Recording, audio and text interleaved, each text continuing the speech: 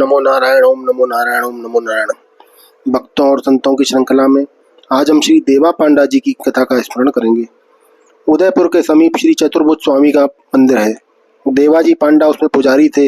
वे बहुत पढ़े लिखे नहीं थे, परंतु भगवान की पूजा अर्चना बड़ी श्रद्धा के साथ और विधि पूर्वक किया करते थे।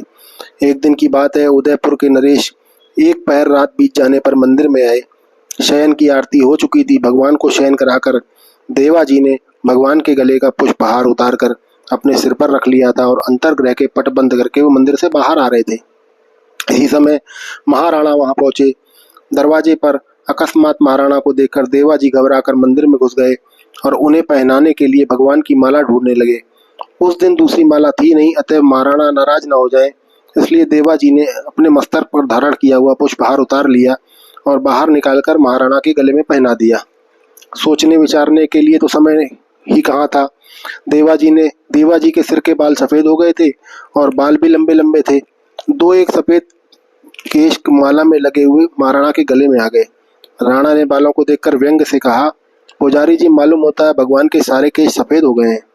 देवाजी को इसका उत्तर देने के लिए कुछ और भी नहीं सूझा। उन्होंने जल्दी जल्दी में डरते हुए कह दिया, हाँ सरकार, ठाकुर जी के सारे बाल सफेद हो गए हैं। राणा को पुजारी जी की इस उत्तर पर हंसी आ गई। साथ ही पुजारी जी के प्रति मन में रोष भी आया। उन्होंने गंभीर होकर कहा, मैं कल सवेरे स्वयं आकर देखूंगा। यूं कहकर वे रात्रि में लौट गए।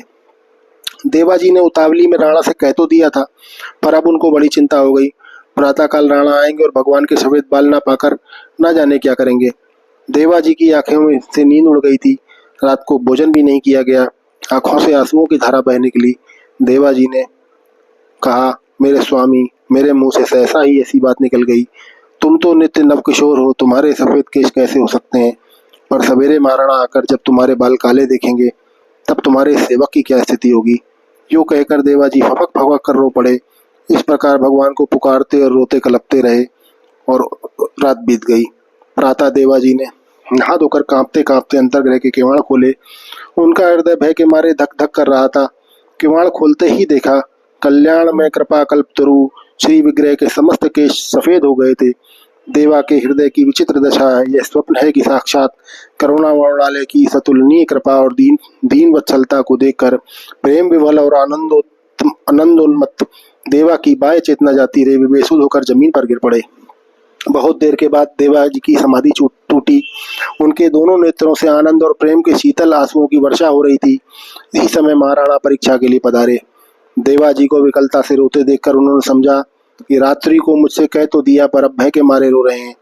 इतने में ही उनकी दृष्टि भगवान के श्री विग्रह की ओर गई। देखते ही राणा आश्चर्य सागर में डूब गए। श्याम सुंदर के सफेद समस्त केश सफेद चांदी कैसे चमक रहे थे। महाराणा को विश्वास ही नहीं हुआ। उन्होंने समझा पुजारी जी ने अपनी बात रखने के लिए कहीं से बाल सफेद लाकर चिपका दिए हैं। राणा के मन में परीक्षा करने की आई और उन्होंने अपना हाथ से चट भगवान के सिर का एक बाल बलपूर्वक उखाड़ लिया। राणा ने देखा, बाल उखाड़ते समय श्री विग्रह को मानो दर्द हुआ और उनकी नाक पर सिकुड़न आई। इतना ही नहीं, बाल उखड़ते ही सिर से रक्त की एक बूंद निकली और वह राणा के अंगरखे पे आ पड़ी। राणा यह देखकर मूर्छित होकर जमीन पर गिर पड़े। पूरा एक पहर बीतने के पर महाराणा को चेतना आई और उन्होंने देवाजी के चरण पकड़कर कहा, प्रभु, मैं अत्यंत मूढ़, अविश्वासी और नीच बुद्धि हूँ। मैंने बड़ा अपराध किया है।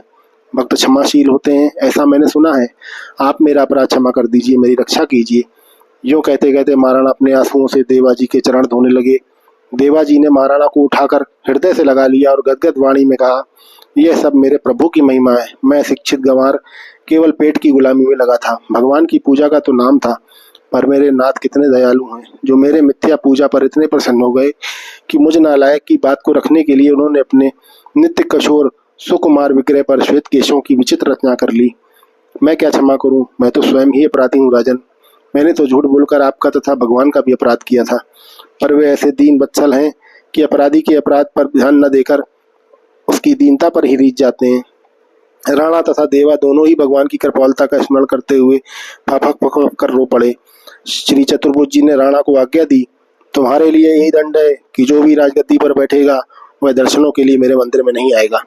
इस आज्ञा के अनुसार उनकी आन मानकर जो भी राजा उदयपुर की राजगद्दी पर बैठते हैं वे आज भी वहां दर्शन करने मंदिर में नहीं आते हैं। ओम नमो नारायण, ओम नमो नारायण, ओम नमो नारायण।